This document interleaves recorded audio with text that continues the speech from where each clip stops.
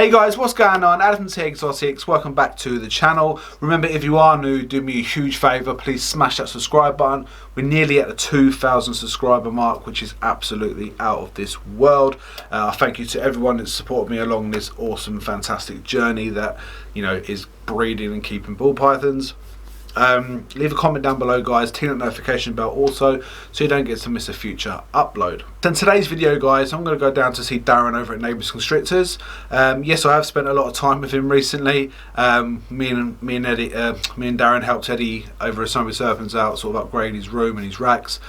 Which is a fantastic, you know, it was a fantastic day. Had some brilliant food. If you follow me on Instagram, you would have seen all the pictures of the gorgeous food that we had. It was the amazing end to an amazing day. But this video, I wanted to have it a bit more, you know, a bit more intimate.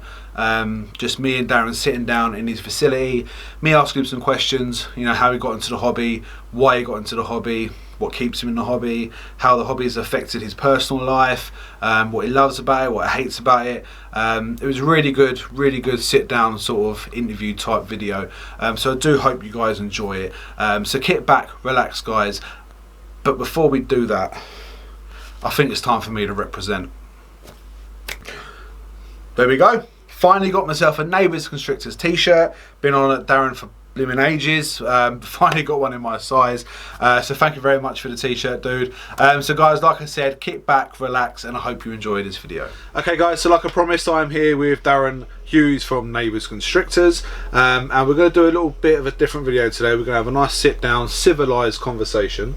Less jokes from you, please, but you do know who you're talking to, don't you? Exactly, but I wanted to get, you know, nitpick his brain and get some answers to the questions some of you might have for Darran that haven't maybe reached out and asked him these certain questions. So I want to start off by, you know, thanking you for being a part of this video. No worries. Something I wanted to do for a long time, but every video that we come up with, or we you know, we get sidetracked and we do other stuff. To be fair, how long we've been here?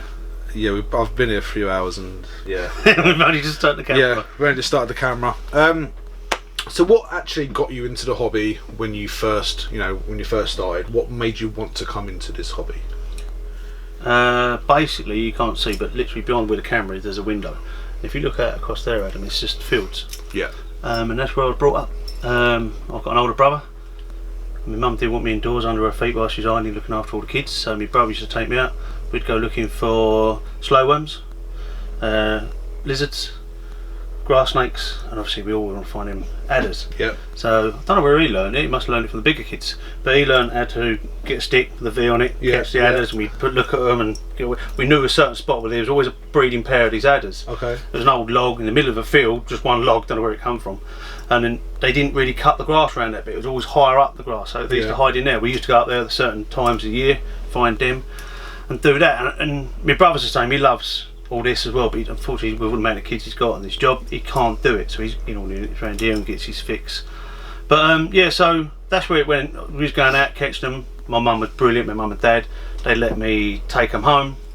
We'd keep them for a couple of days, and he's like, right, that's it, you've got to take them back. So marching across back over the field.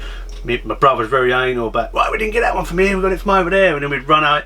I'd have to go put it there. I was a skivvy. Yeah. I had to carry all the buckets, carry everything. Older brother did nothing, just pointed, I did it. But he wanted to put them back in the same place. Yeah. So that's what he taught me. And I don't know where he's taught. I'd have to ask him actually. But yeah, so that's what we've done. Did all that. My mum was really good, and she didn't mind us having them. And then I wanted something a little bit better. Went on to bearded dragons and ranking dragons. Snakes, she wouldn't let me keep indoors. Really good for letting me keep the lizards and stuff like that, but the snakes she was a little bit dubious about, so she sort of drew the line there. What sort of age were you when this was happening? Cool. Young? For not keeping bearded dragons, but keeping going out doing that, it's probably some of my earliest memories. Yeah. There's going out across the fields, toads, frogs. We used to bring foxball home and keep it in a bucket, watch them do, and then take it back down the local lakes. Did that, and I've always done it, and my parents would say we're really good, and they used to be treated like, let's have a look at this. Come on, Darran, look, that's got legs now, and this talks for it. So yes, that's probably my earliest memories. And bearded dragons I've always loved, so my parents let me keep bearded dragons. And then me and my partner Claire, and we went to Mexico. It must have been 20 odd years ago now. And I can remember we went to a place called Chichen Itza, which is like a pyramid out in Mexico. And they got the big lizards running around out there, and I was just like, blew you away. Yeah, because where I live, there's no real solely reptile shop. We're in Chatham Medway, southeast England, and down here where I am, it's an hour drive. Which you've been to my local reptile shop the other week. Yeah. It's about an hour's drive. Yeah. It's not a terrible drive. It's an hour. So, but in this vicinity, there's nothing around us. So I didn't really see any big lizards and big snakes and stuff like that. So I went until I got to Mexico, and I said to Claire, "Oh, look, I want to get into something else. I want to do other things and this, that, the other." And then don't know where, but I saw the Brazilian rainbows pop up, which I love. Brazilian rainbow boas, absolutely beautiful. So they were my first snakes that I ever bought, the Brazilian rainbow boas. And then I went on to the rhino rat snakes, the Mexican blacks, corn snakes, king snakes. I'd heard of royal pythons, and I didn't really pay too much attention to them. At the time, I had a nephew that was right into me animals, but his parents were a bit dubious about letting him have some because of his age. Yeah. So he used to spend every last minute over here with Uncle Dan and Auntie Claire, and he was always with me in the reptile room doing a few bits. And he helped me when we moved house. He helped me really set up my office, as I called it, upstairs, which is now gone, unfortunately. But he helped me set that up, and he'd done really well. And I said to his parents, "Look, he's brilliant with snakes, and he's doing really well. I think he's adult enough about keeping he's a sensible lad. Do you mind if I haven't said nothing, do you mind if I get him one?" They went, no, if you think you can do it, Darran, and we're not against having him indoors. I said, right, I won't get ridiculously big, I'll get him something nice.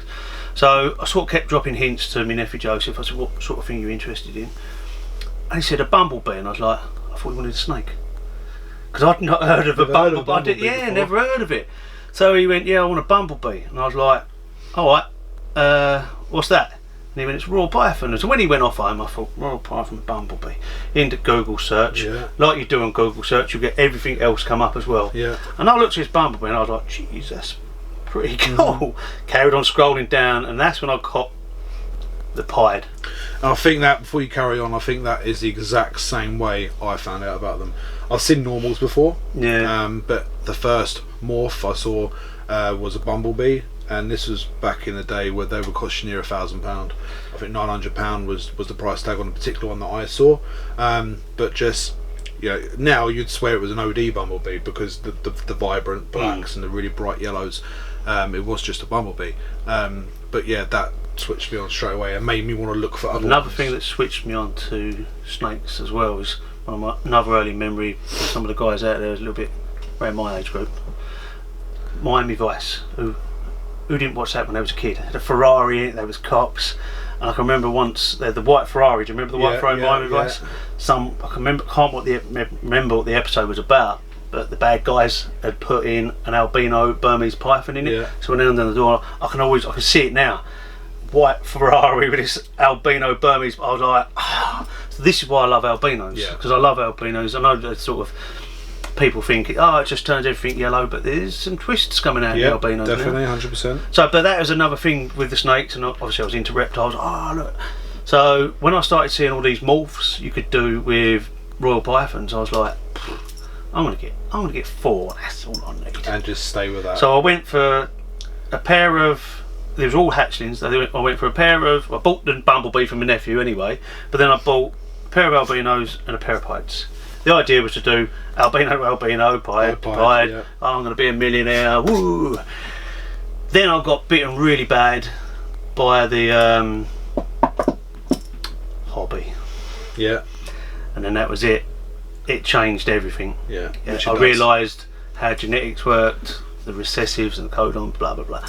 And then I was thinking, I'm being very narrow-minded doing the pied to pied, but I've already got them. And the albino to albino, I've already got them. You've already got the visuals. So then I thought, I'll do the albino to the pied. And then I can do the double recessives and this, that, the other. And again, that changed because I started seeing a lot of people doing the albino pieds, and I'm thinking, I'm going to change this. And by this time, I'd had some other codoms and this, that, the other. So I went for, you're talking now, how many years? 7 years ago. I thought I'd go for banana pieds. Back then there was still not many about, and to this date the girl I used has still never given me a clutch. Really? Still not done nothing. She's class, she's behind you, she's named as Big pied. You've seen it earlier. She's off food again. She's just been one of them. She got up to size fantastic. Is she locking and it's not producing? Yeah, or she's not locking? Yeah, she's been locked. I've tried several different bananas with her over the years. I've not locked her this year. Last year actually. I've left her. I'm just going to leave her. I want her to sort of just regulate herself and start feeding. And I'm not well. I've got enough pies to play with there anyway. You've got enough pies to be tinkering with anyway. I think, what did I say, 27 20 females? Yeah, I think that's a lot of pies in any collection, really. Yeah. So that leads me on to my next question is, at what point did you decide to go from, you know, maybe keeping the snakes and lizards where we had at the time, you know, in the bedroom or a spare room, to wanting a facility and really expanding? As a man, everyone wants a little man cave, no matter what they're doing. If it's tinkering on cars, building furniture, restoring furniture, model aeroplanes, they all want a little place to go get away. We all need it. We all need to get away. That's very true. We love you ladies, but we all need to get away. You're happy to get rid of us sometimes as well, I think, to be honest. So yeah, I had done that end of the garage. I had always had plans when I moved to this place to be the reptile room, the whole lot. I'd done that bit really quickly. A friend of mine split up with his girlfriend. His girlfriend had he had his animals. His girlfriend, she gave him 3 weeks. Otherwise, she would gas them. Lovely lady. So we knocked that up for him. It had a freezer in there at the time, a door on that. We had a sort of a car halfway in here, so he was squeezing down the side of the car. I did it to help him so he didn't lose his animals. Got that rocked up. But to be honest, I think I had a plan to do it, but it's like dreams. Everyone's got dreams, and don't leave them on the pillow, because they'll always be a dream. You've got to work with them. You've got to push with them. And Marcus Jane and I think Gavin from Balls to Hughes says it, and I think Miguel says it. You don't go into business, you grow into business. You grow into the business. And I've spoke to Paul Milner about this, because he's obviously does it business minded wise. And I'm like, well, I'm happy just doing a hobby with Darran. You don't realise you're actually creeping closer without even realising it. And once I got with Eric, it was a bit. We always said to Eric, what we'll do is we'll merge animals, do this, the other. We'll treat it. We'll have it as a hobby, but run it like a business. So any money that Neighbours Constrictors from this side or the dark side brings in, it goes into a pot. That's that. If Eric needs something in that room, boom, paid out for the animals. You know, I've just had some upgrades to outside the facility to weather tight a little bit better. That's all been paid by Neighbours Constrictors. Any animals we normally buy are all paid by Neighbours Constrictors. Last year was the first year ever that we've never touched our wages. Right. And we've worked hard at it, don't get me wrong. Yeah, I think it's nice to get that sort of honesty, because there's a lot of people don't like it when people refer to, you know, to keeping these animals as a business. They think you should be a complete hobbyist and in it for the love of the animal, which of course we are, or the majority of people are. But let's not mistake this, guys. You know, these cost a lot of money to keep and to maintain, and you know, you need to replenish that money in some way, shape or form. And I think, I don't know what, you know, Claire's like with you, but my wife tells me that I can spend whatever I want on snakes as long as the snakes pay for the snakes. So like you said, you had your Neighbours Constrictors part. We have the family pot, we called it, then we have the snake pot. I'm not allowed to take anything out of that family pot to do with anything with snakes. And that was the agreement, that if I done it like that, I can do whatever I want with snakes and have whatever animals I want. It doesn't matter how much they cost, upgrade racks, upgrade the room, as long as it came out of that pot. And I think it's very important that you have that, because it's going to lead to my next question, that you have that sort of understanding with your partner, your wife, your spouse, whatever it may be. So how did Claire react to your obsession? So when you said to her, I want to transform the garage, I want to kit it out with snakes and turn it into what we see today. I've been with Claire 21 years September. Yeah. I don't know why I'm asking you. Yeah, 21 years. I know exactly. 21 years September. She knows I've got an obsessive personality anyway. So anything I do has to be 110%. I have to commit. I can't just go, I just do that. I can't. It's not me. So she probably saw me buy my first snake and thought, I ain't going to see him again, because that's what it is. And I'll be honest with you, we're a perfect match, me and Claire, because she loves her time on her own. We sit down to dinner together, and we sit down of an evening together. Rest of it is she does the gym, she does all other few other bits. I found out she likes cats. I've made her into a mad cat lady now. So we've got the 3 cats indoors, they occupy her. I'll come out here and I'll play with my snakes. So when you actually want to come out and actually work in the room, how many times a day would you be in here on average? It's easier to say how many times a day I'm not in here. Yeah. I'm in here all the time. So when I come up, so for those that don't know, where we're sitting now is actually the rear of my house. So me and Eric are neighbours. There's a driveway between my house and Eric's house, which we drive down. This is my garage, Eric's next door. So you drive down between ours into the garages at the back of the houses. So for that, I will come home from work, straight past the house, into the garage, make sure everything's okay. The rodent room is on the back of here, so I'll go down and make sure that's okay, make sure it's all ventilated if it's coming up to that sort of cleaning time, because they do pen and ink. So do that, then I'm indoors, make sure the cats are okay, out of the work clothes, and then straight back in here. So would you say that Claire is Lucky. happy? Oh, sorry. Lucky could be the word, that you spend the amount of time that you do, or does she ever pull you back and say, "Oi, leave that for today"? Bless her. Yeah, see, she does. I think I need it. Yeah. So she's don't put her foot down with a firm hand, but she'll say, "Look, we really need to get this done, Darren." And to be honest, if I haven't got anything urgent in here, It can wait another day. yeah, I'll leave it to another day. And I'll help Claire out. Claire runs the house. I'm a kept man. I wouldn't have none of this if it weren't for Claire. That's genuine truth. And that's the same with me. I mean, you know, in this hobby, it can be an unforgiving hobby sometimes, because, like you say, your obsession really does take control. And if you're not working, you know, at your place of work, and you're not spending time with your family, the only other thing you're doing is in the snake room. Yeah. Whether you're breeding, whether you're pairing, cleaning, taking pictures, doing YouTube, doing Instagram, it takes a massive chunk of your life, doesn't it? It does, and I get a lot of people saying to me about in here, "Oh, Darren, it looks fantastic. I wish I could have that place." But if you took out my front garden and my back garden as well, they're neglected. Because I can't do it. Claire said, "Oh, you've done such a great job in here. If you look carefully, this is good enough for a reptile. It's brilliant for a reptile room, but you wouldn't have it in your front room or your." No, of course not. So I have a go at stuff, but I won't have a go at stuff indoors. So I have to pay other people to do that. Eric is lucky enough; he's very skilled. Hence why I haven't seen him lately, because he's doing his own house. Whereas I have to wait until I've got the money and pay someone else to do it. Yeah. And he cracks on and does it. So yeah, with this, it's perfect for this, but it's not.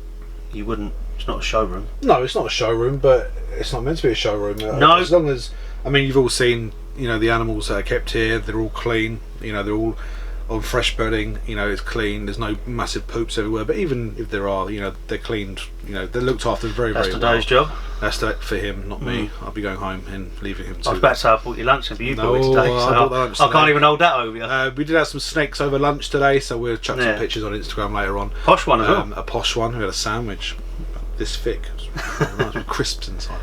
But no, yeah, I mean, I think with me, asking my wife for some space in the garden was a big challenge at the start, because especially when we moved house, because she had ideas for I think I mentioned earlier about I had a hot tub in the last house, and she really wanted to bring it to the new house, and the only place it could have gone was where my reptile room is, because it had the concrete base. And it took a lot for her to say, okay, you can have that space, than to have her hot tub, because it was her pride and joy. It was actually an anniversary present I got her a few years ago. So I had to battle not just a literal argument with her to have the space, but the mental well-being part of it, because she's allowed me to do that, and like, she's helping me feed my obsession. It's the same as you, and I think, there's a saying, happy life, happy wife, happy life, and it's the same, it's vice versa as well. I use another saying. A lot of people say happy wife, happy life. Out of sight, out of mind. Yeah. So I just come in here and hide. 100%. And I think that's another thing that why she didn't mind doing it, because I'm quite alone is the wrong word. I love getting out and meeting people, but I'm more than happy with my own company. That's what Claire's like. So she's a win-win for me. Yeah. So if I'm at the bottom of the garden for 3 or 4 hours at a time, that's okay, because I'm not down the pub drinking and spending money, or I'm not here. That's what I was going to say. So I've been with Claire 20 odd years, and back in my day I used to enjoy going out for a drink. So there'd be sometimes, to be fair, I'm still lucky I've got her, because I'd disappear for a couple of weeks on the drink with the lads. Yeah. So I've been through all that. I think at least she now knows he's only down the back of the garden. Yeah. Whereas back then she didn't have a clue where I was. So guys, there we go. Some nice honest answers, I hope, honest answers from Mr. Hughes. So if you have any other questions for him or for me, drop them in the comments down below. We'll try and pick them up on another video. I've got one question. Go on. I only just looked at that little screen there. Yeah. How comes you got the better lighting seat? Because I've got the window right next to me. I've got that. It's making above my head. Absolutely roasting me. I've got the making me bright up. You know, Let's light just up. sit in here. Look, this is what I'm working with. Look. That just bouncing on my head, and it's not an LED. Filming on a budget, ladies and gentlemen. Filming on a budget. But like I said, if you've got any more questions, guys, please drop them down below. Don't forget to smash that like button, hit the subscribe button, ting that notification bell so you don't get to miss a future upload. Not sure when I'm going to get a chance to come down here again, because I know you're quite busy the next couple of weekends, as am I. So I'm sure well, actually, you might be coming to mine end of the month, hopefully. Yeah. So I was doing that. I was just tapping next door to let Eric know something. Okay. But you'll find out soon enough, guys. But again, thank you very much for having me, Darren. It's been an absolute pleasure. Stay safe, guys, and I'll see you very, very soon. Peace out.